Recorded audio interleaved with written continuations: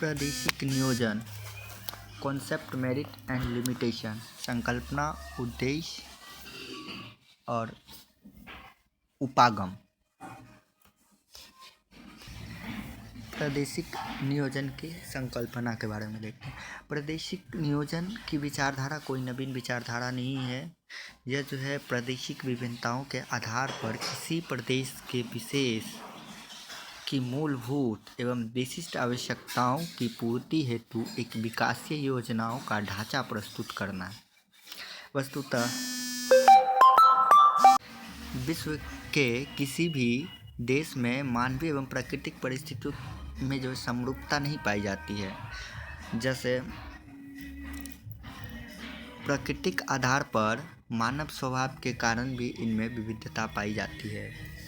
संपूर्ण देश के लिए एक ही नियोजन प्रणाली पर आधारित नियोजन श्रेयस्कर नहीं होता है, इसलिए उसे विभिन्न प्रदेशों में बांटकर ही नियोजन करना समीचीन या उचित है।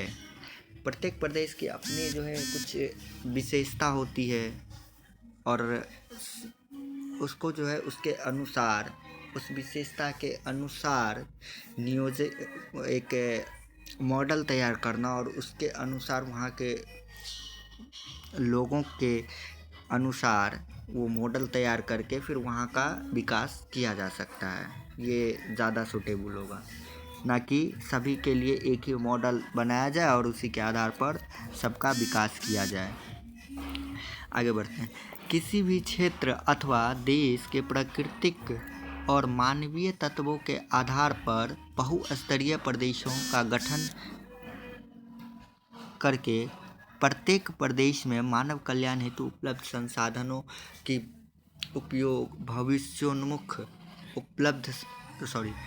योजना की प्रक्रिया ही नियोजन है। प्रादेशिक नियोजन के अंतर्गत इस तथ्य का अध्ययन किया जाता है कि किसी प्रदेश में उपलब्ध संसाधनों एवं स्थान पर उपयोग किस प्रकार किया जाए जिससे सभी का विकास हो सके। अब इसका कुछ हम लोग परिभाषा देखते हैं। प्रादेशिक नियोजन की संकल्पना को कई विद्वानों ने स्पष्ट करने का प्रयास किया है, जो इस प्रकार है। सीवी नरसिम्हा के अनुसार प्रादेशिक नियोजन के द्वारा एक उपयुक्त ढांचे का निर्माण होता है जिससे राष्ट्रीय एवं स्थानीय महत्व की योजनाओं में समाकलन होता है।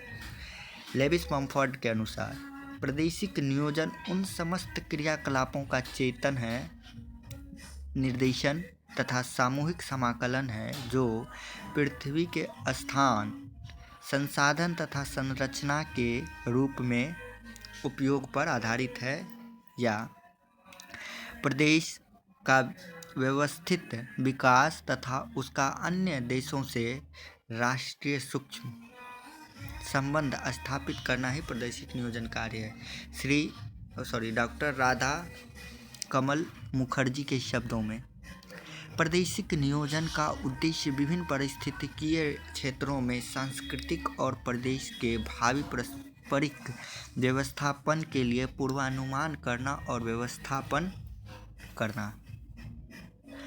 पी सेनगुप्ता प्रदेश के प्राकृतिक एवं मानवीय संसाधन के पूर्ण रूपेण विकास करने के लिए प्रादेशिक नियोजन एक सुनियोजित प्रयास है। इस प्रकार प्रादेशिक नियोजन से तात्पर्य राष्ट्रीय नियोजन की ऐसी नीतियों और कार्यक्रमों से है जिसका बुनियादी लक्ष्य उपलब्ध संसाधनों का अधिकतम विदोहन कर विभिन्न क्षेत्रों में आर्थिक संतुलन स्थापित करना।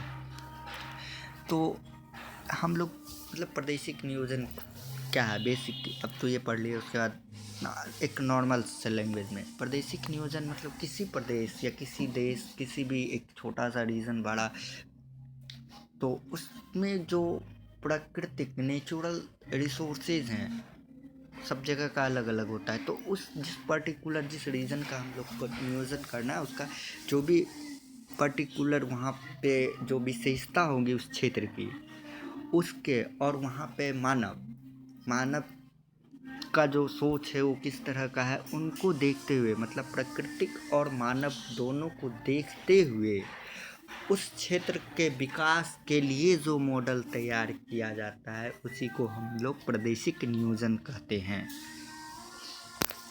ठीक है, अब आगे देखते हैं।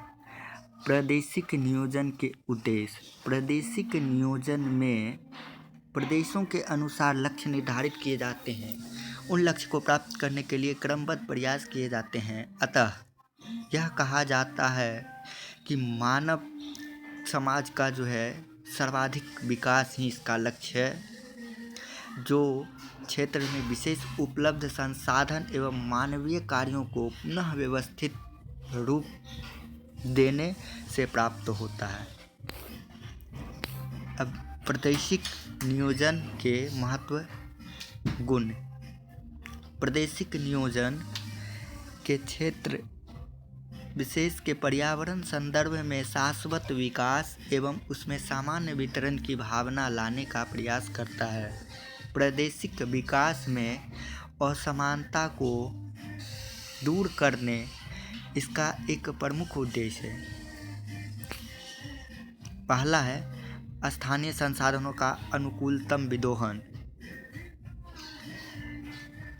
मतलब कहने का मतलब है कि स्थानीय संसाधन अनुकूलतम विदोहन मतलब कि हम नेचुरल रिसोर्स को एक लिमिट में ही उसका मतलब दोहन करें, उसका यूज करें कि वो हमारे लिए मतलब विनाशकारी ना बने।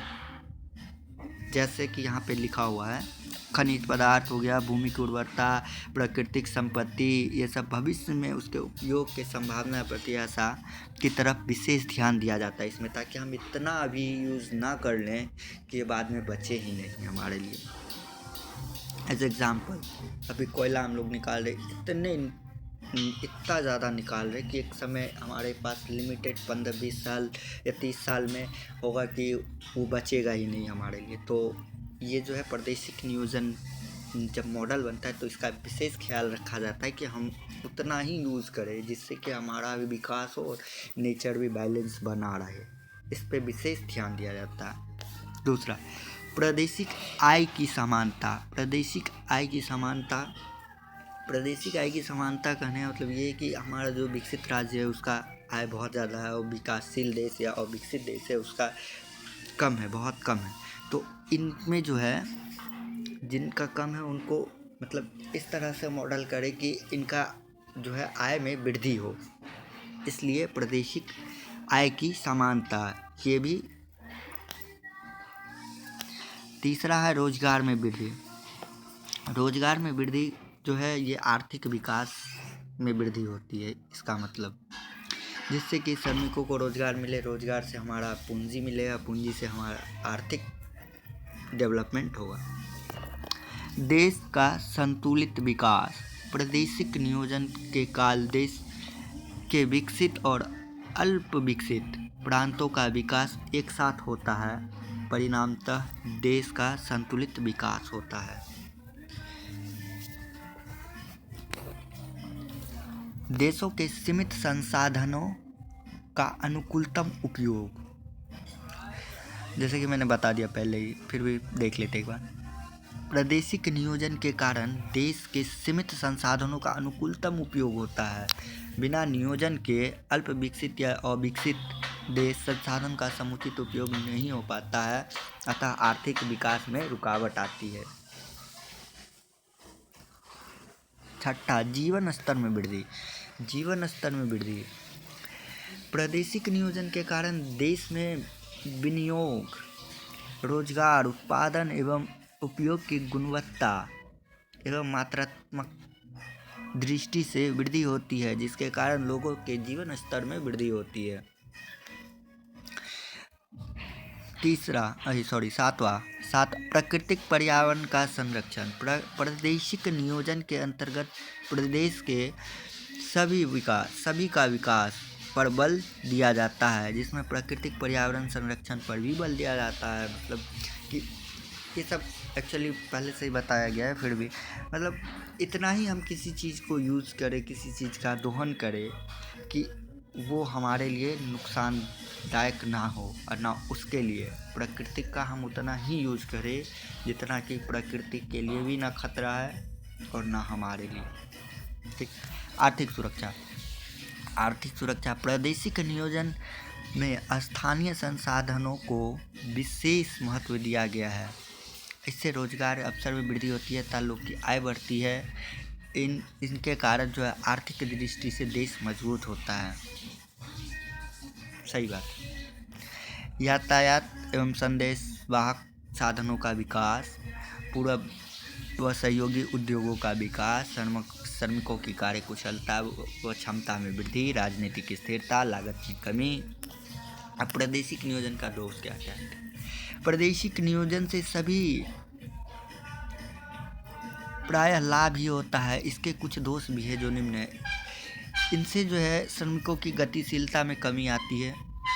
नियोजन के कारण श्रमिक किसी प्रांत विशेष की तकनीक में दक्ष हो जाते हैं एवं अन्य प्रांत तकनीक के बारे में उन्हें जानकारी भी नहीं होती है। कहने का मतलब जिस क्षेत्र में वो है वहाँ पे वो काम कर रहा है, तो जिस चीज़ में काम कर रहा है उसमें तो वो पूर्ण पारंगत हो जाता है, लेकिन उनके अलावा कहीं दूसरे जगह अगर वो काम करे तो उनके लिए उनके पास वो जानकारी या तकनीक नहीं होती है। दूसरा, प्रादेशिक नियोजन के कारण सभी श्रमिक समान रूप से कार्य नहीं कर पाते हैं, अपितु कुशल श्रमिक ही कार्य कर पाते हैं। उनकी मजदूरी अधिक होती है जबकि समान श्रमिक बहुत कम मिलता है। कहने का मतलब ये है कि किसी भी जगह कोई काम करता है तो जो ज़्यादा तेज़ होता है, जो ज़्यादा कुशल होता है काम करने में, जो ज़्यादा करता है उसकी सैलरी ज़्यादा होती है, और जो कम जानकारी जिनको है, जो कम काम करते हैं उनकी सैलरी कम होती है। और तीसरा, नियोजन के कारण अपव्यय बढ़ने से वस्तु एवं सेवाओं की लागत में वृद्धि होती है। और चौथा, इससे मशीनीकरण को प्रोत्साहित मिलता है। ठीक है, थैंक यू। अगर वीडियो अच्छा लगा लाइक शेयर और कमेंट ज़रूर करें, साथ में सब्सक्राइब करें। और भी नोट्स वगैरह भी आपको मिलते रहेंगे हिंदी में, और कोशिश करूँगा कि इंग्लिश में भी डालूँ। आप लोग का बस सपोर्ट बना रहे, प्यार बना रहे। Thank you. मैं ये फर्स्ट अपने चैनल पे वीडियो अपलोड कर रहा हूँ, तो मैं आप लोगों से इस चैनल का नाम सजेस्ट करने के लिए बोल रहा हूँ। तो अगर आप लोग कमेंट करके मुझे इस चैनल का नाम बताएं तो बहुत अच्छा, मैं एडिट करके वो रख लूँगा। फ़िलहाल तो मैं